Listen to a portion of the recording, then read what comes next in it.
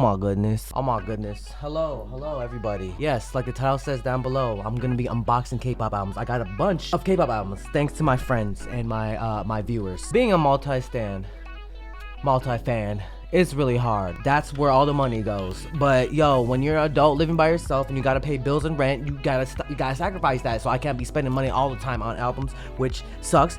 But I got some homies. Hooked yo boy up with, my god, this is like literally a hype unboxing. We got J-Hope, Hope Edition. We got D-Day from August D. Did they sell like RM albums? Like his last album? I would love to get that as a collection. And oh my god, do I have all of them? I don't know if I have the full collection, but we're gonna be unboxing it too. We have an XG album, which I'm probably gonna unbox first. I've been waiting to unbox this for the longest time. I'm pretty sure the person that gave me this is waiting for me to unbox this as well. So we're gonna be unboxing this live right now on Twitch. We're live right now. I don't know what you're doing here. Just come through. We're gonna be unboxing. This is literally like therapeutic. We're gonna be unboxing a bunch of albums today on stream, on Twitch.